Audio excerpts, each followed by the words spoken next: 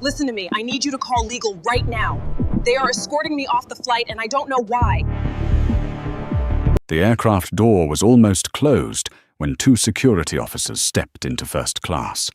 The sound of their black shoes hitting the cabin floor was dry and heavy. Every passenger looked up. A black woman sat in seat 2A by the window, perfectly still. She wore a dark navy blazer, a white blouse, and simple dress pants. No diamond watch, no obvious designer bag, no assistant, no one beside her. Just a laptop bag tucked neatly under her feet, and a boarding pass folded carefully in her hand. Lead flight attendant Rachel Morgan stood near the aisle. Her face was tense, but there was a tiny flicker of satisfaction in her eyes. She raised her hand and pointed directly at the woman by the window. "That's her." The words dropped into first class like something cold. Whispers began moving through the rows. What happened? What did she do? Another person who won't follow instructions. The woman in seat 2A heard all of it. Her name was Eleanor Brooks, 41 years old. But in that moment, to most of the people staring at her, Eleanor was not an executive. Not a woman who had sat in boardrooms where one signature could change the future of an entire company. Not the person overseeing a multi-billion-dollar infrastructure fund. To them, she was just a difficult passenger, a woman who looked too ordinary to belong in a place that expensive. Officer David Miller stopped beside her seat. He was almost 50, broad-shouldered, with the tired eyes of a man who had handled too many airport incidents on Friday nights. Beside him stood Officer Jason Lee, younger, quieter, still watching before judging. David cleared his throat. "Mom, you need to come with us now." His voice was not too loud, but it was loud enough for the cabin to hear. Elena looked up, not startled, not angry, not pleading. She simply looked at him like someone trying to understand a procedure that had just been misused. "May I ask why?" It was a simple question, but it made Rachel pause.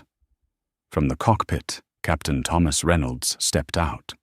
He was 55, silver-haired, his uniform sharply pressed, his jaw tight because the flight was already delayed. He did not look at Elena like a customer. He looked at her like a problem that had to be removed from the schedule. "You were asked to change seats twice," he said. "You refused. You are now being removed from this aircraft for failure to comply with crew instructions."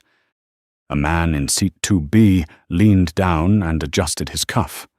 William Carter, 52 years old, expensive grey suit, polished leather shoes. The face of a man used to being served before he ever had to explain himself. He did not look at Elena, because looking at her now would mean admitting he had something to do with it. Elena turned to the captain. "I paid for this seat. Seat 2A. My boarding pass still says that." Thomas exhaled. That is no longer the issue. Across the cabin, an older woman slowly lowered her magazine. A man lifted his phone, pretending to check a message, but the camera was already angled toward the aisle. A young flight attendant stood behind Rachel, her hands clenched, her lips parting as if she wanted to say something. Then she stayed silent. The silence of decent people has a shape sometimes. It looks like eyes turning away, a throat closing up, a truthful sentence left unsaid at the moment it matters most.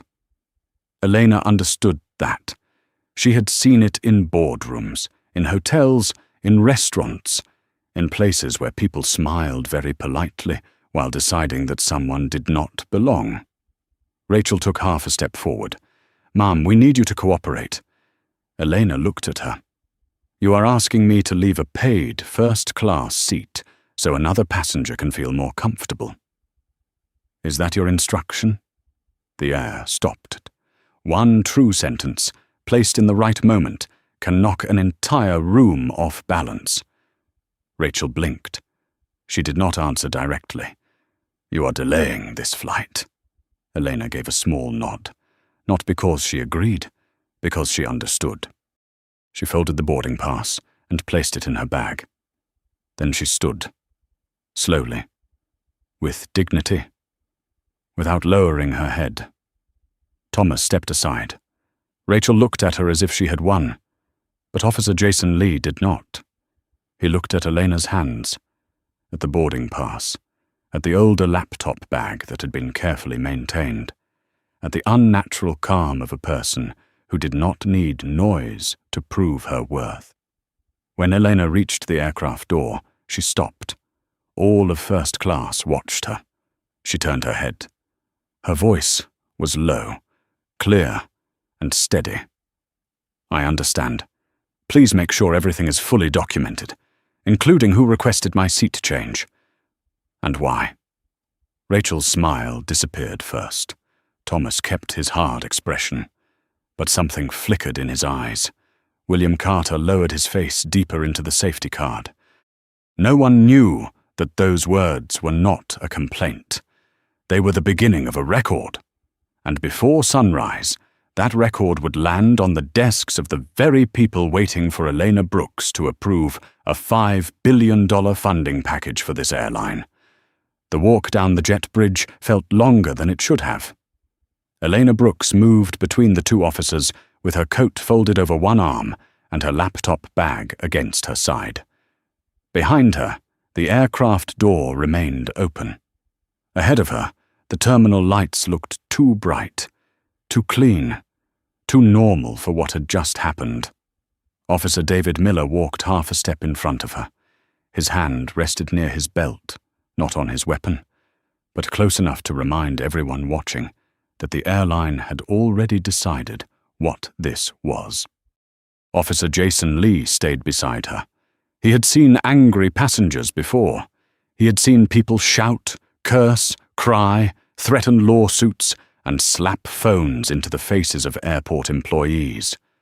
Elena did none of that. She walked like someone leaving a boardroom after hearing a bad proposal. Calm, measured, impossible to read.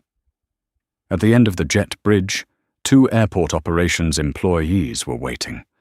One held a tablet, the other had a folder tucked under her arm, and the nervous posture of someone hoping the problem had already been solved before reaching her.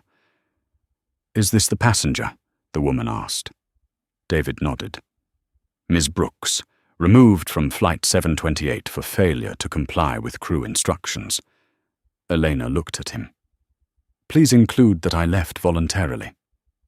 David paused, then nodded once. "Noted." The woman with the folder glanced at Elena's blazer, then at the laptop bag, then at her plain black suitcase. Her face changed for half a second. Not enough to be called rude, just enough to reveal an assumption. Elena saw it. She always saw it.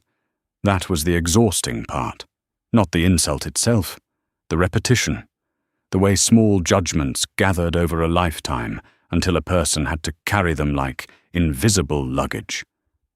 The operations employee cleared her throat. "Ma'am, we'll take you to a security office and get this sorted out."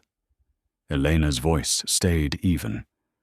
"I would like the incident number, the names of all airline employees involved, and confirmation that the original seat change request is attached to the report." The woman blinked. Most people asked when they could get another flight. Elena asked for records. Jason noticed the difference. So did David. From the gate area, passengers had started to gather. A few had stepped away from the boarding lanes. Some pretended to look at departure screens. Others did not bother pretending. Phones were out. Low whispers moved through the air. "That's her. She got kicked off first class. What did she do? She doesn't look upset." That last sentence bothered Jason more than the others, because it was true. Elena did not look upset. She looked focused. As they passed the gate podium, Karen Foster stood behind the counter with her arms folded tightly. Her professional smile was gone now. She watched Elena the way someone watches a cup sliding toward the edge of a table, already knowing it may shatter, but still hoping it will stop. William Carter was still on the aircraft, but his shadow was everywhere. In the empty priority lane, in the delayed boarding screen, in the half-written report, in the way no one wanted to say his request out loud. Michael Harris stood near the gate phone, speaking in a low voice. He glanced over as Elena passed. For a moment, their eyes met. There was no anger in hers. That made it worse. Anger would have given him something to resist. Calm gave him only himself. He looked away first. Inside the small security office, the air was colder. The walls were beige. The table was metal. A clock ticked too loudly above a locked cabinet. The room was not cruel exactly. It was just built to remind people they had no control. Elena placed her coat on the back of a chair and sat down before anyone asked her to. David opened the file. For the record, he began, you were removed from Flight 728 after refusing to comply with a seating reassignment. That is incomplete, Elena said. David looked up. Jason stayed near the door, but his attention sharpened. Elena folded her hands on the table. The reassignment was not related to safety. It was not related to a ticketing error. It was requested by another passenger who did not want me seated beside him. I asked for the reason. No one gave one. Then my request for clarification became a compliance issue. David's pen hovered over the paper. There it was. Plain, clean, dangerous. He had heard passengers exaggerate before. He had learned to listen past emotion. But this was different. Elena's words were not emotional. They were structured, like testimony, like a record already forming before his eyes. Did you raise your voice? He asked. No. Did you threaten crew? No. Did you refuse to leave when security arrived? No. I left voluntarily. Jason shifted his weight. He remembered her standing at the aircraft door, her voice steady, her request simple. Document everything. David wrote slowly now, not because he doubted her, because he was beginning to believe the file in front of him had been written too quickly. Outside the office, the airport kept moving. Bags rolled. Announcements echoed. Families rushed toward gates. Life continued the way it always did around someone else's humiliation. Elena looked at the closed door. For one brief second, her face softened. Not with weakness, with fatigue. She thought of every person who had been moved, dismissed, corrected, or escorted away without the power to make anyone listen afterward. Then her phone buzzed once. She looked down, a message from her chief of staff. Board review still scheduled. Airline funding package pending your confirmation. Elena read it, locked the screen, placed the phone face down on the table. Jason saw only a glimpse of the words. Not enough to understand. Enough to know the room had just changed.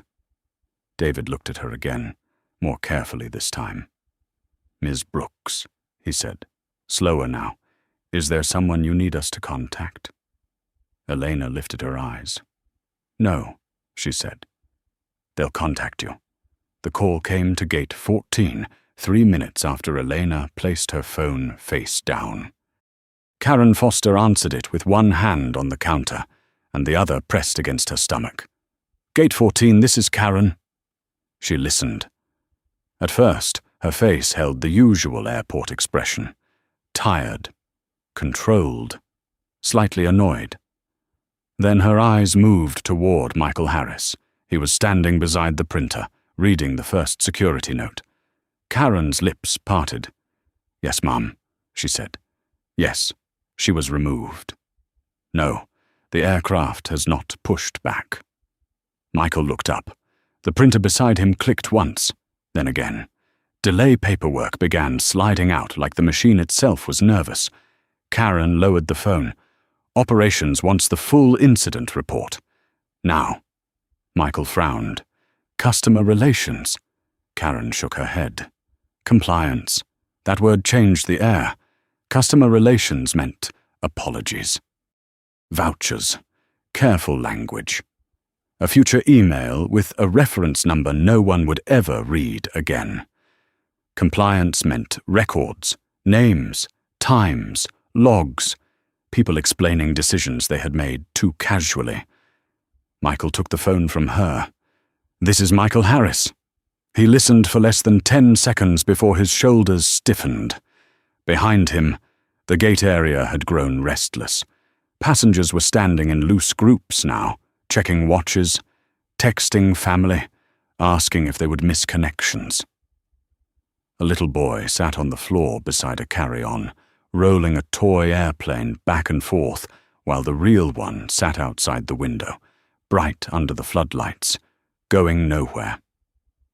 From the aircraft door, Rachel Morgan stepped into the jet bridge and walked quickly back toward the gate. Her tablet was tucked under one arm. Her face still carried authority, but it had started to thin around the edges. "What's going on?" she asked. Karen did not answer. Michael covered the phone with his hand. "Who requested the seat change?" Rachel blinked. "Excuse me. Who requested it?" Rachel glanced toward the aircraft. Her eyes moved too fast. It was a seating accommodation. "That is not what I asked." Karen stared down at the counter. Rachel's jaw tightened. "Mr. Carter requested additional privacy. He is a frequent executive traveler on this route." Michael's voice dropped. "And Miss Brooks did what wrong?" Rachel looked at him as if the question itself was disloyal. She refused crew instructions. "No," Michael said. Before that? The silence that followed was small, but brutal. Rachel shifted her tablet from one hand to the other. She refused to cooperate with a reassignment. Michael leaned closer. "Before that?" Rachel did not answer. Because there was no answer. Not one that sounded clean. Not one that sounded fair. Not one that could survive being typed into a report. Inside the aircraft, Captain Thomas Reynolds stood near the cockpit door, looking at his watch again. Departure had passed.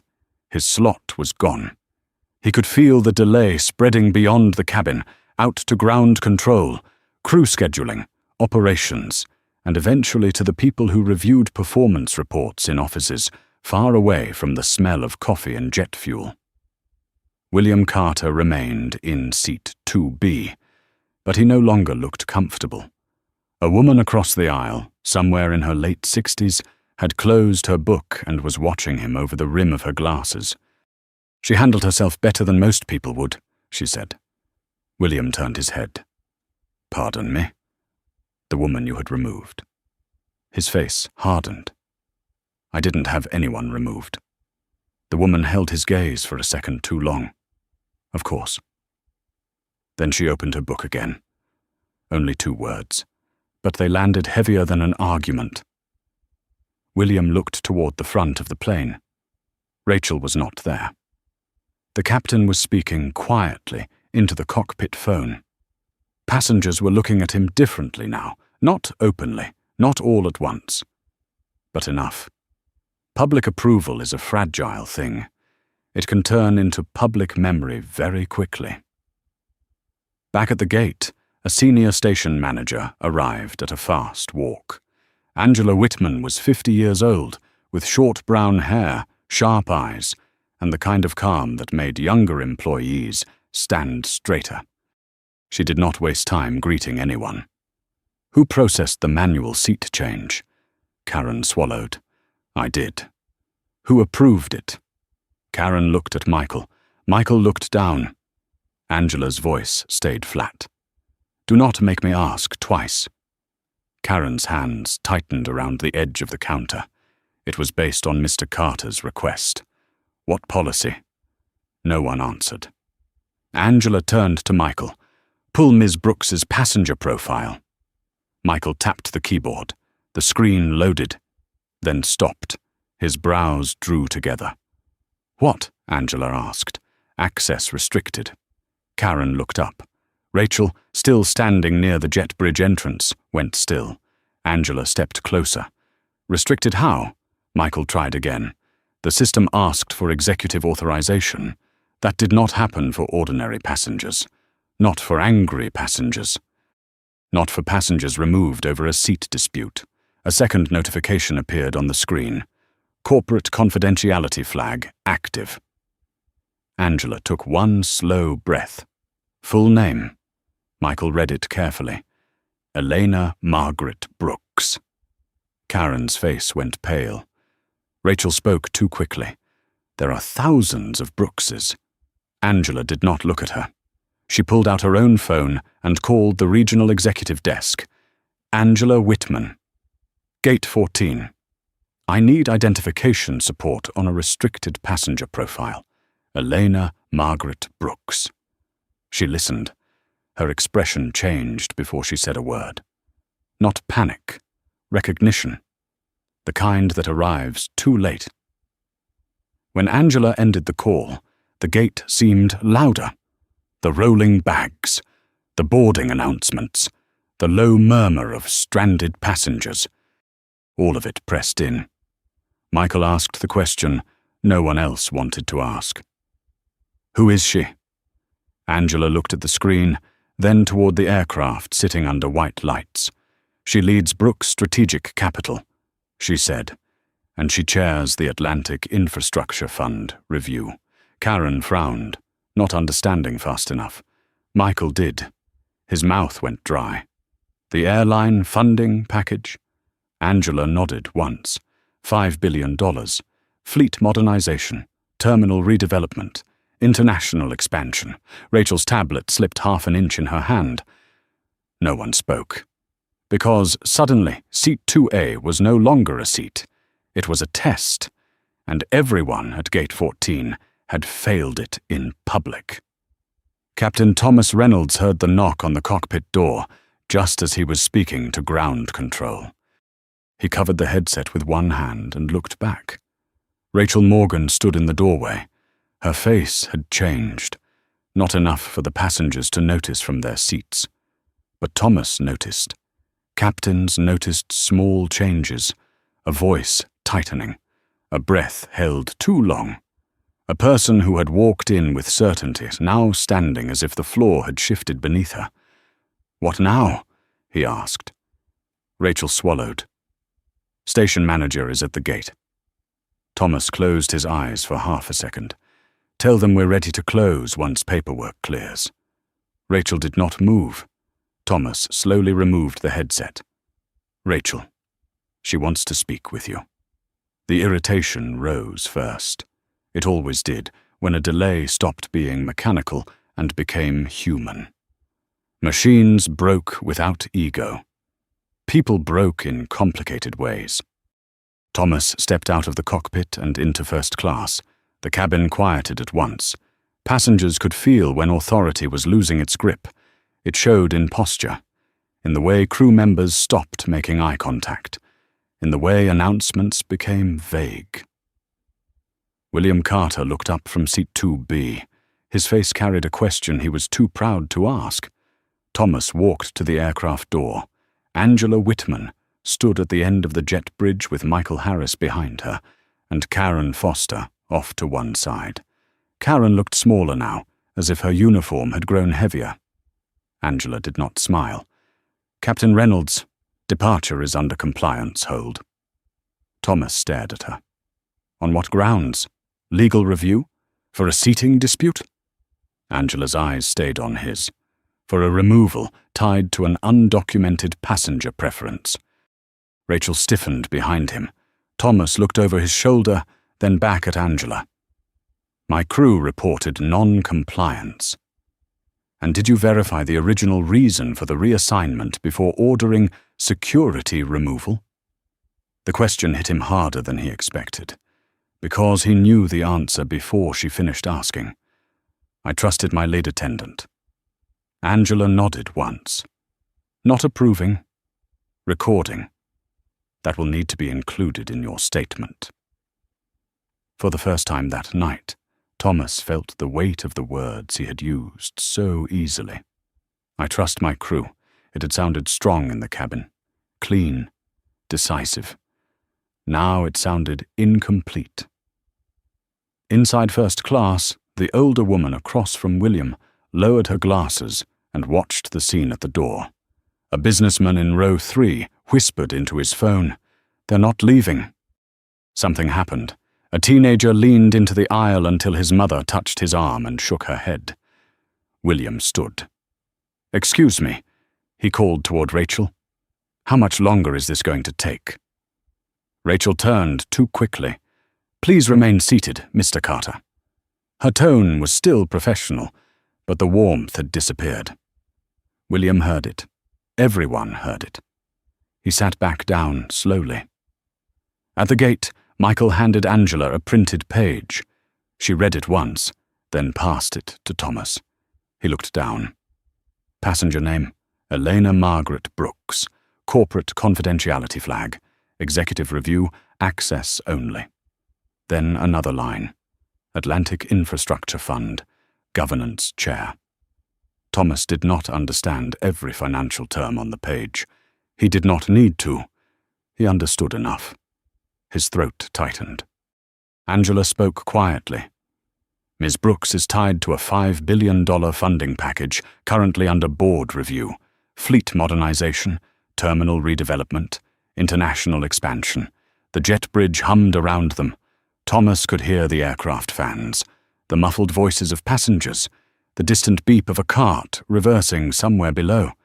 Small sounds, ordinary sounds, and beneath them, the sound of a career bending under a decision made too fast. Rachel whispered, "She didn't say that." Angela looked at her. "She gave you her ticket." She asked for the reason. Several times. That was enough. Rachel's face flushed. Defensiveness rose in her eyes, then something else pushed through it. Fear. Then shame. Not full shame yet. That would come later. Right now it was still mixed with self-protection. She was refusing to move, Rachel said. Angela's voice sharpened. Because she had no lawful or policy-based reason to move. No one answered. Thomas looked back into the cabin. Seat 2A was empty. The window shade was still half open. Elena's absence sat there like evidence. William Carter stared straight ahead, both hands flat on his knees. He no longer looked like a valued executive traveler. He looked like a man beginning to understand that preference, once exposed, can become liability. Angela stepped closer to Thomas. "Legal wants the aircraft held. No door closure, no pushback. Full crew statements before departure." Thomas exhaled. "That will delay the flight significantly. It already is delayed." He looked at her. Angela did not soften. The question now is whether the delay costs minutes or becomes something much larger. Back in the security office, Officer David Miller's phone rang. He answered with a glance at Eleanor. Security office.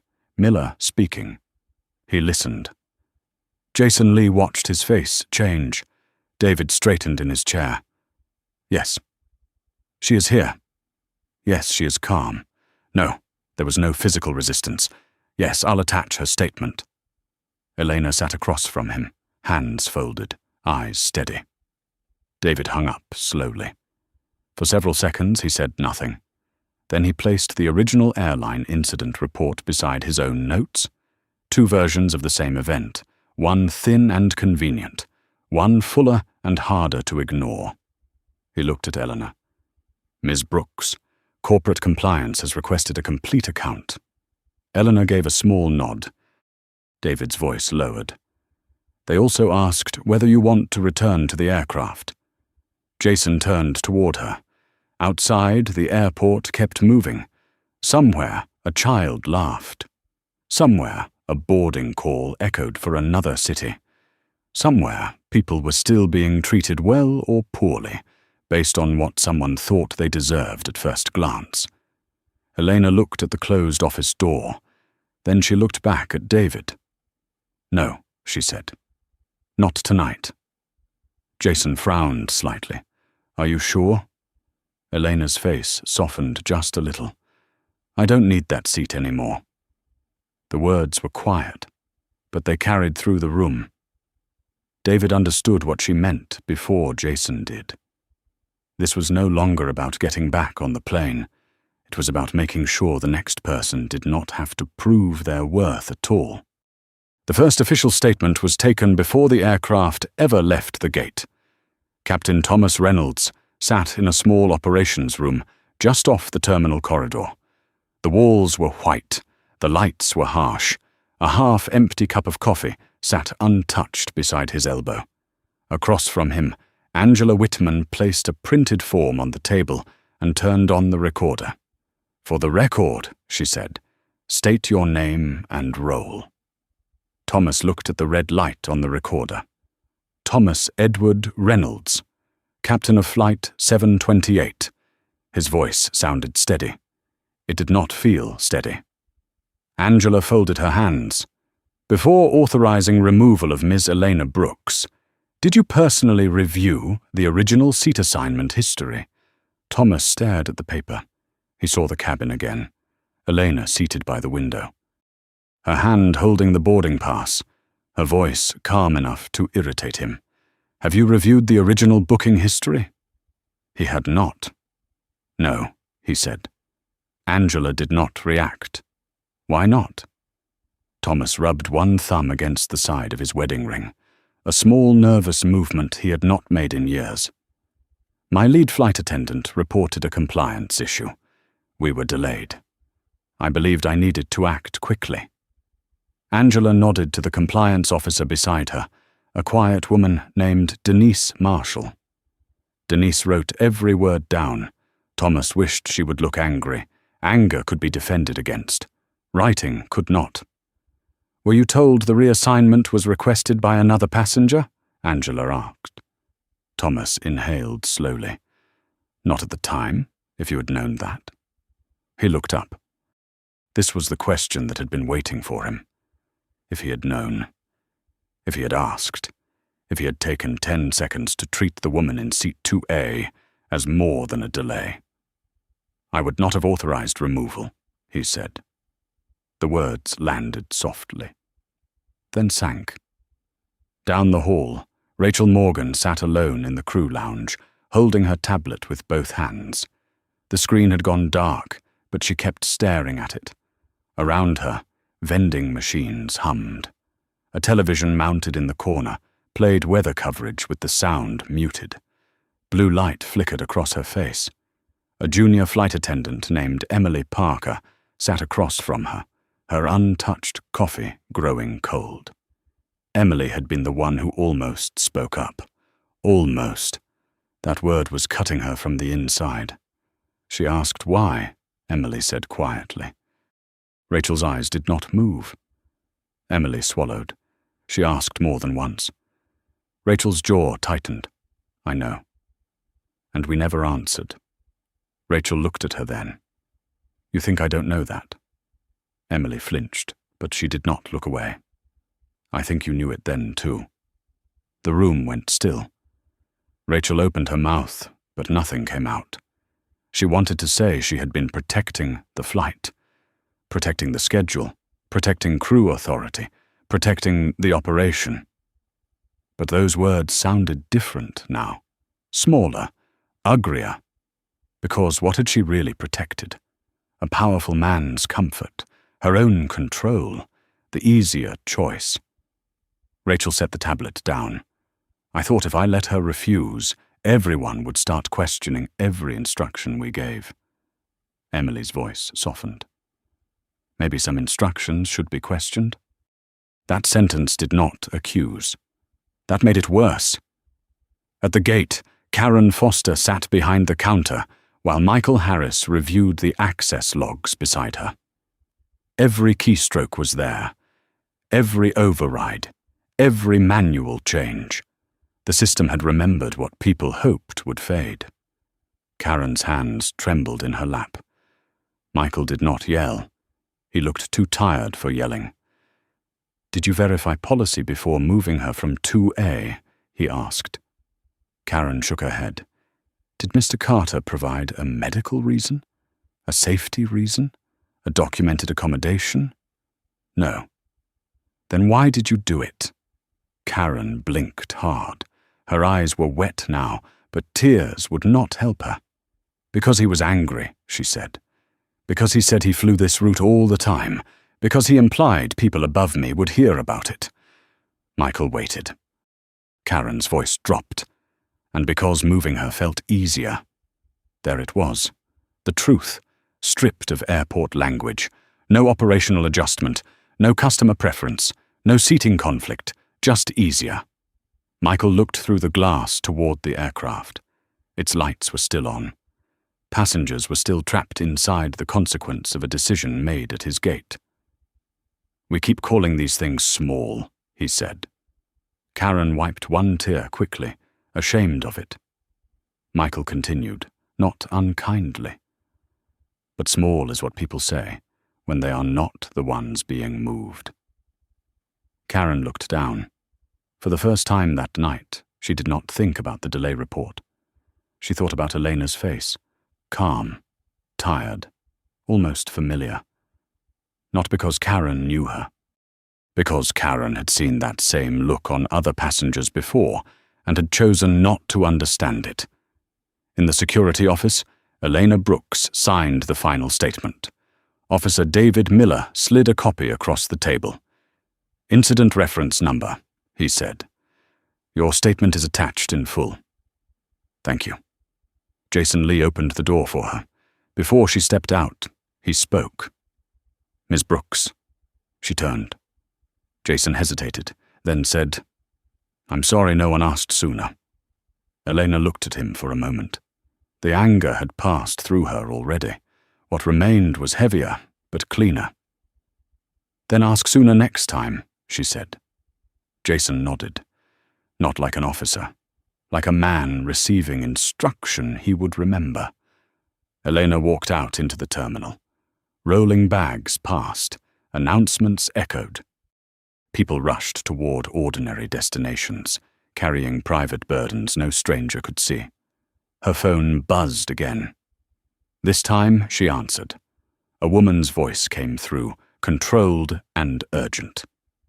Elena, the airline's board has requested contact. Do you want me to schedule them tonight? Elena paused near the window. Outside, Flight 728 sat under the white runway lights, still waiting, still exposed. She looked at the empty sky beyond it. No, she said. Morning. A pause. Should I tell them the funding review is still active? Elena's reflection stared back from the glass. Dark blazer, steady eyes, a woman they had mistaken for powerless. Tell them, she said. The review has already begun. By midnight, the airline stopped calling it a passenger incident. That was the first sign of fear. On the executive floor above Terminal C, the lights came back on one office at a time. Glass doors opened. Assistants returned with laptops under their arms. Legal counsel joined through a secure video line. Compliance officers pulled access logs, crew reports, gate recordings, security statements, and every message attached to Flight 728. A single seat had become a file. Then the file became a risk. Laura Bennett, the airline's chief operating officer, stood at the head of the conference table with her jacket off and her sleeves rolled to her elbows. She was 49, sharp, disciplined, and known for staying calm when other executives started talking too fast. Tonight, even she was quiet. On the table in front of her sat 2 reports. The first report was short. Passenger refused crew instruction. Removal authorized. Security assistance requested. Clean, professional, convenient. The second report was longer. Paid seat confirmed. Manual reassignment. Passenger requested reason. No safety issue documented. No ticketing fraud. No threat. No physical resistance. Removal based on crew escalation after passenger declined reassignment. That version had weight. That version had names. Karen Foster, Michael Harris, Rachel Morgan, Thomas Reynolds, William Carter. Laura read the final line from Officer David Miller's statement. Passenger requested full documentation of who initiated the seat change and why. She looked up. That was not a casual request, she said. Across the table, Mark Sullivan from Legal leaned back and removed his glasses. He looked older under the fluorescent lights. No, that was someone preserving the record before we even understood there was one. Denise Marshall from Compliance sat with a yellow legal pad in front of her. She had not stopped writing for nearly an hour. The original seat change was not supported by policy. There is no documented accommodation request, no security concern, no medical need. Laura's eyes moved to the Investor Relations Director, a man named Peter Caldwell. He had joined the meeting with his tie loosened and his face drained of color. Peter spoke carefully. The Atlantic Infrastructure Fund review is Monday morning. No one needed him to explain the rest. $5 billion. Fleet modernization. Terminal redevelopment. New international routes. Jobs. Contracts. Years of growth. And now, all of it had been touched by a decision made at a gate counter because one man wanted not to sit beside one woman. Laura turned the page. What exactly did Mr. Carter say? Denise checked her notes.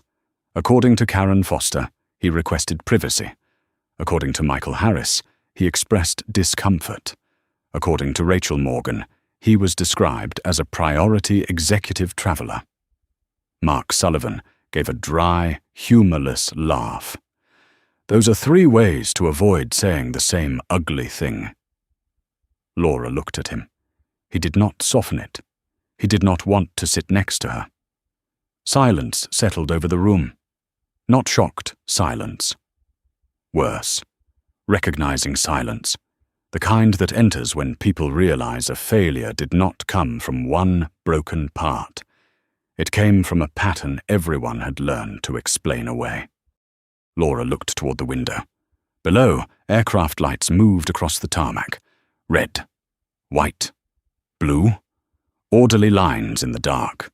A whole system built on timing, rules, trust, and control. But control without fairness was only power, and power without humility always found someone to push aside. Peter cleared his throat. Can we still contain this? Mark looked at him. Were passengers recording? Likely. Was she removed publicly? Yes. Was the reason documented poorly? Denise answered this time. Worse than poorly. It was documented in a way that protects the decision. Laura closed her eyes for 1 second. When she opened them, the room seemed to tighten around her. Then we do not contain it, she said. We correct it. Peter frowned. Publicly? Honestly. Mark studied her. That may expose us. Laura's voice hardened. We are already exposed. The only question is whether we look brave enough to tell the truth before someone else tells it for us. Downstairs, William Carter stood near a hotel shuttle pickup area, phone pressed to his ear. He had left the aircraft after the flight was finally cancelled for crew timing. His company's board chair was on the line. No, William said, too quickly. It was a misunderstanding. The voice on the other end was cold. Did you request that a black woman be moved from her paid first-class seat? William looked around the curb. Taxi horns, rolling suitcases, cold night air. His confidence had nowhere to stand. I requested privacy. That is not what I asked. William swallowed. For the first time that night, the truth had cornered him too. Back upstairs, Laura picked up her phone. Schedule Ms. Brooks for tomorrow morning, she said. Private executive lounge, senior leadership only. Her assistant asked something on the other end. Laura looked at the thickening file on the table. No prepared apology, she said. No softened language. Bring the facts. Then she hung up. The room remained still. Denise finally spoke, quieter than before. What if she has already decided? Laura looked down at Elena's name. Steady, unadorned, almost easy to miss. That had been the first mistake. She probably decided the moment no one answered her question, Laura said. Outside, another plane lifted into the dark. Inside the conference room, no one moved. Morning had not arrived yet. But the reckoning had. At 8:30 the next morning, the private executive lounge above Terminal C was almost empty. No boarding lines, no children crying, no rolling suitcases scraping across tile, only soft carpet, glass walls, quiet coffee machines, and the kind of silence built for people who could afford privacy. Laura Bennett arrived first. She carried the full incident file in a black leather folder. She had slept less than 2 hours, but her suit was pressed, her hair was neat, and her face carried the controlled fatigue of someone who knew this meeting could decide more than a public apology. Mark Sullivan from legal came next, then Denise Marshall from compliance, then Angela Whitman from station operations. No assistants, no junior staff, no one who could be used as cover. At 8:42, Elena Brooks entered alone. Same dark navy blazer, same white blouse, same small black suitcase rolling behind her. She looked rested, but not relaxed, calm, but not soft. Her eyes moved across the room once, taking in every face, every folder, every chair already arranged to suggest respect that had arrived too late. Everyone stood, not because protocol required it, because guilt did. Laura stepped forward. Ms. Brooks, thank you for agreeing to meet with us. Elena shook her hand once. Good morning. No warmth, no hostility. Just control.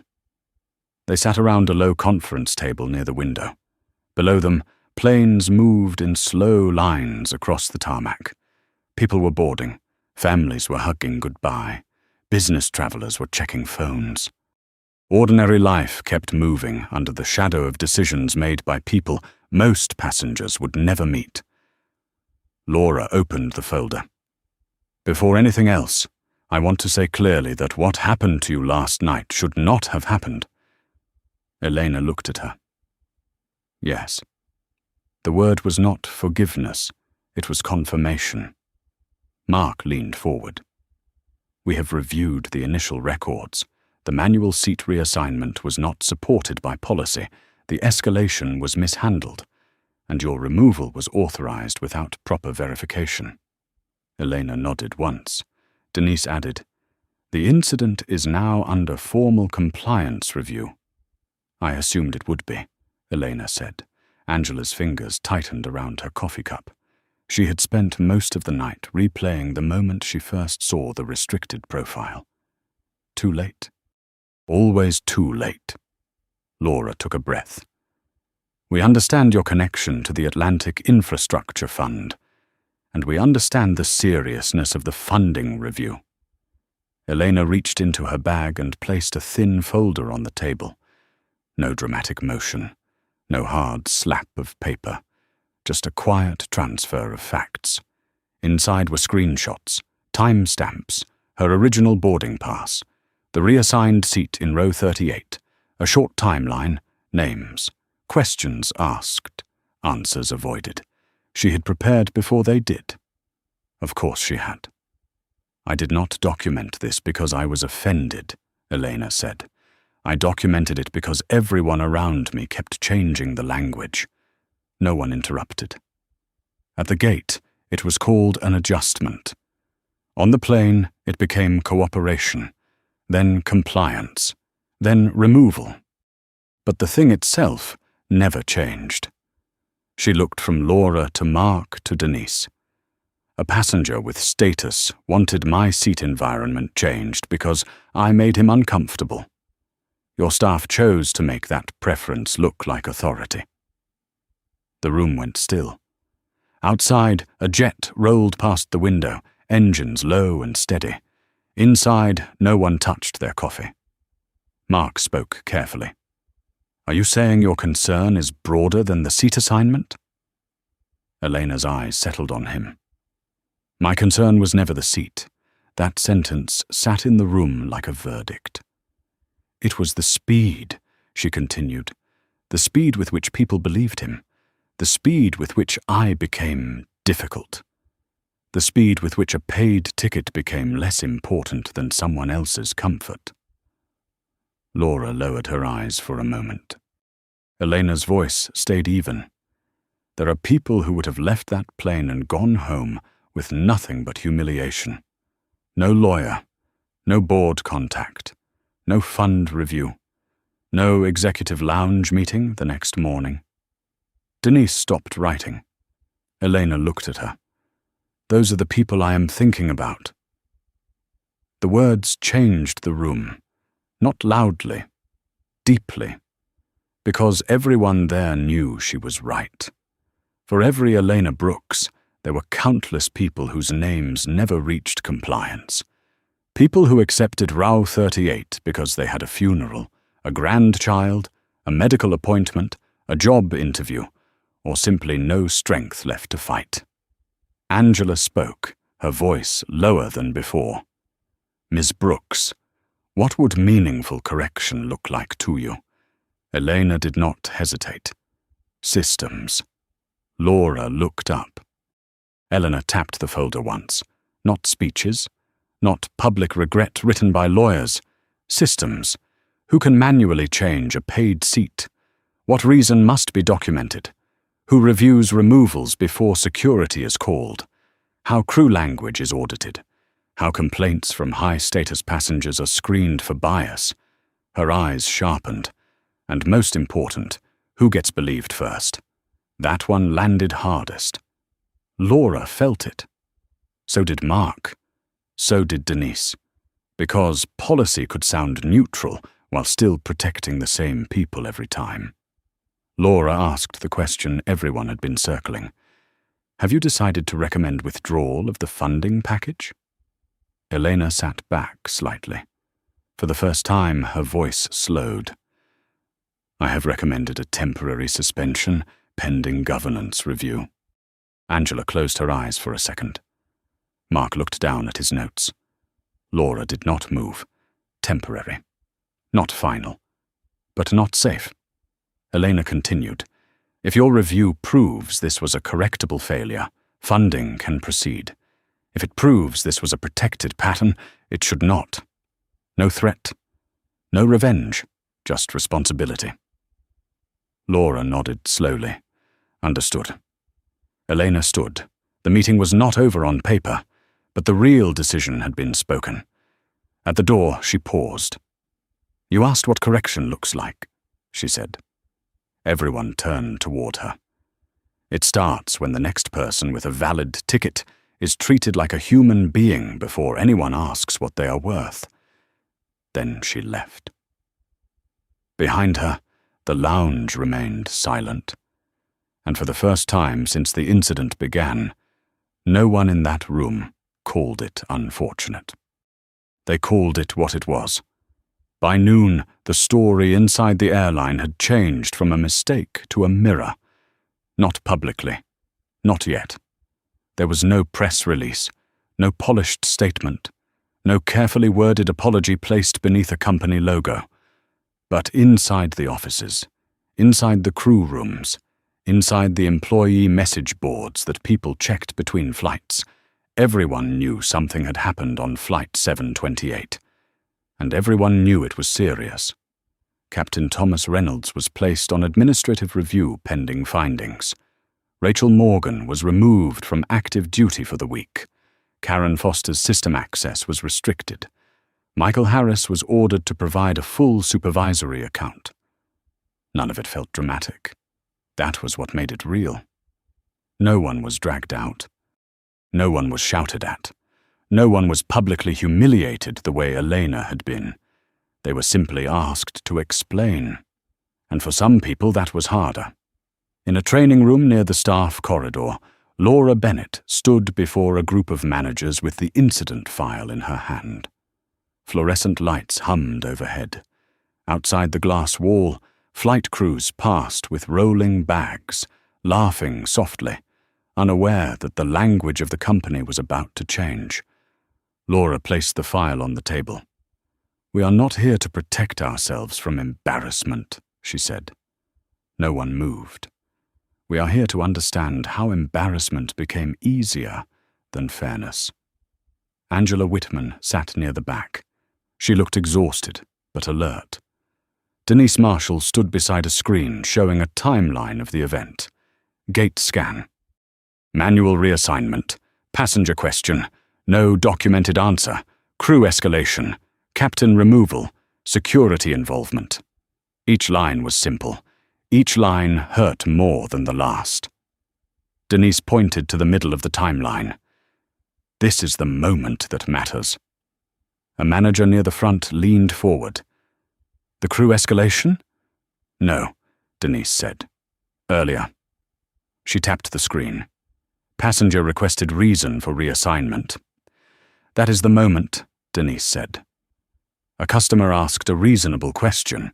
Instead of answering it, the system began turning her into the problem. The room became very quiet. Not because they had never seen it, because they had. A man in operations crossed his arms. "But employees deal with pressure. High-status passengers can be aggressive. We have to keep flights moving." Laura looked at him. "And when keeping flights moving requires moving the person least likely to be defended, what do we call that?" He had no answer. Denise did. "We call it risk. We call it bias. And if we are honest, we call it a failure of courage." The words were not loud. They did not need to be. Downstairs, Rachel Morgan sat in a union representative's office, hands folded so tightly her knuckles had gone pale. Her representative, a grey-haired woman named Carol Ames, had seen frightened employees before. She softened her voice. "Rachel, they are going to ask whether you understood why Ms. Brooks refused." Rachel stared at the floor. "I thought she was challenging me." Carol waited. Rachel swallowed. Maybe she was. But maybe she was also right to. That admission cost her something. It showed in the way her shoulders dropped. A little grief entered her face. Not just fear for her job. Something deeper. The realization that she had not merely followed a bad process. She had become the face of it. At the same hour, William Carter sat in a conference room at his own firm, across from 2 partners and a legal advisor. The blinds were half closed. A glass of water sat untouched in front of him. One partner asked, "Did you use our corporate travel status to pressure the airline?" William's face tightened. "I asked for discretion." The legal advisor looked down at her notes. "That phrase is not helping you." William leaned back, defensive. "I did not mention race." The room went still. The older partner, a man who had known William for 15 years, looked at him with tired disappointment. "You think that clears you?" William opened his mouth. Nothing came. Because for the first time, he heard what everyone else heard. The absence of certain words did not make the action clean. Sometimes prejudice wore gloves. Sometimes it spoke in comfort, preference, privacy, discretion. Sometimes it never raised its voice. And still, someone paid the price. Across town, Elena Brooks sat in a quiet hotel room with a legal pad on the desk and a cup of tea cooling beside it. She had declined the airline suite, declined their car, declined the fruit basket that arrived with no note attached. She did not need symbols. She needed truth. Her chief of staff, Denise Harper, spoke through the phone on speaker.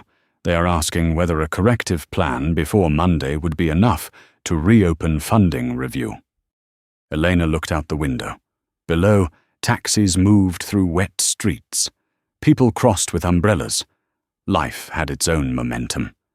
Pain did too, if no one interrupted it. "A plan is paper," Elena said. What do you want?" Elena turned back to the desk.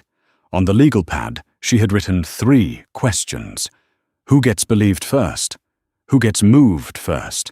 Who gets protected first? She touched the pen to the page. "I want proof they are willing to answer the questions that make them uncomfortable." There was a pause on the line. "And if they do?" Elena's voice softened. "Then maybe something useful can come from what happened." She did not say healing. Not yet. Healing was not a statement. It was not a settlement. It was not a headline. Healing began when power stopped pretending it had not harmed anyone. And somewhere inside that airline, for the first time, people were beginning to stop pretending. By late afternoon, the airline's board had received the question no one wanted to answer. Who gets believed first? It arrived in a short memo from compliance, attached to the Flight 728 incident file. No dramatic language, no accusation written in anger, just a sequence of facts, followed by 3 questions that made the room feel smaller. Who gets believed first? Who gets moved first? Who gets protected first? Laura Bennett stood before the board in a glass conference room overlooking the runways. Behind her, planes came and went in smooth, practiced lines. Inside, the air felt heavy. The board chair, Margaret Ellis, read the memo twice. She was 71, silver-haired, with the stillness of a woman who had spent her life listening for what people tried not to say. Finally, she looked up. This is not a training issue alone. No one disagreed. Peter Caldwell from Investor Relations sat at the far end of the table. His tie was straight again, but his hands were clasped too tightly. If we present this as one employee's error, the fund review will reject it. Mark Sullivan nodded. They should. That surprised a few people. Mark noticed. He did not back down. If our legal strategy depends on pretending the system worked, then we are defending the very failure Ms. Brooks identified. Margaret turned to Laura. What are you recommending? Laura had prepared numbers, options, timelines, risk language. She had spent years learning how to speak to boards in careful layers, but at that moment she heard Elena's voice in the lounge. Not apologies. Systems. Laura closed the folder. A governance reset, she said. Immediate suspension of discretionary seat overrides unless documented policy applies. Mandatory review before any paid cabin downgrade. Body-worn or fixed camera reference review when removal is not related to safety. New escalation language that separates safety instructions from customer preference. Independent bias audit, and a passenger rights notice written in plain English. One board member frowned. That is expensive. Margaret looked at him over her glasses. So was yesterday. No one spoke after that. Downstairs, in the employee training room, Denise Marshall met with a group of supervisors from customer service, cabin operations, and ground security. She had placed one sentence on the screen. A valid question is not defiance. Some people shifted in their chairs. Denise let them sit with it. Then she played the timeline again. No passenger faces. No audio meant to embarrass. Just the decisions. Karen Foster looked down when her name appeared. Rachel Morgan kept her eyes on the screen, but her face had gone pale. Captain Reynolds sat in the back, arms crossed. Not from arrogance now, but from the effort of holding himself together. Denise stopped at the moment Elena asked why her confirmed seat was being reassigned. This was the door, Denise said. Right here. This was where the outcome could have changed. The room was silent. She asked for a reason. A reason protects everyone. It protects the passenger. It protects the employee. It protects the company. But when we refuse to give a reason, We are not enforcing authority. We are hiding behind it." Rachel lowered her eyes. Karen wiped at the corner of one eye with her thumb. Thomas stared at the frozen line on the screen. Passenger requested reason. 5 words. 5 words he had stepped over because the schedule felt more urgent than the person. At a hotel across the city, Elena joined the board review call for the Atlantic Infrastructure Fund. She sat at a small desk near the window. No entourage, no dramatic background. Just a laptop, a notepad, and the same steady voice that had unsettled an entire airline. One fund trustee asked, "Do you believe the airline is acting in good faith now?" Elena paused. Outside, evening light moved across the glass buildings. She thought about Jason Lee saying he was sorry no one asked sooner. She thought about Karen admitting that moving her felt easier. She thought about Rachel beginning to understand the difference between being challenged and being wrong. "Good faith is not proven by fear," Elena said. "It is proven by what they are willing to change when fear passes." Another trustee asked, "Do you recommend permanent withdrawal?" Elena looked at the 3 questions on her legal pad. "Not yet." That was the honest answer. Punishment was simple. Repair was harder. And if repair was real, it could help people Elena would never meet. "I recommend continued suspension," she said, "with release conditions tied to measurable governance changes, not promises. Evidence." The chair of the fund nodded. "And if they meet those conditions, then funding can proceed." There was a pause. Elena's voice softened, but only slightly. "The goal is not to destroy an institution for failing. The goal is to make sure failure teaches the truth." That evening, Laura received the fund's response. Temporary suspension maintained. Corrective conditions required. Full governance documentation due before Monday review. She read it alone in her office. For the first time since the incident, she felt something other than panic. Not relief. Responsibility. She walked to the window and looked out at the terminal below. Somewhere down there, passengers were lining up again. Some nervous. Some tired. Some hopeful. Each carrying a ticket, a story, and the basic human need to be treated as if they belonged. Laura picked up her pen and wrote one sentence at the top of the corrective plan. "Every passenger is presumed legitimate unless facts prove otherwise." She stared at it, then underlined it once. Not because it was new, because it should have been obvious all along. Monday morning came with rain against the glass. Not a storm, just a steady grey rain, the kind that makes airport lights blur and people walk faster with their heads down. Inside the airline's main boardroom, no one rushed. Laura Bennett stood beside the screen with the corrective plan open behind her. Mark Sullivan sat to her left. Denise Marshall sat to her right. Angela Whitman was there too, quieter than usual, hands folded over a notebook filled with changes that should have existed long before Elena Brooks ever reached seat 2A. Across the table, 3 members of the Atlantic Infrastructure Fund, joined by secure video. Elena was there in person.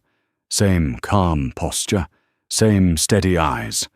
But this time, no one mistook her silence for weakness. Laura began without polished language.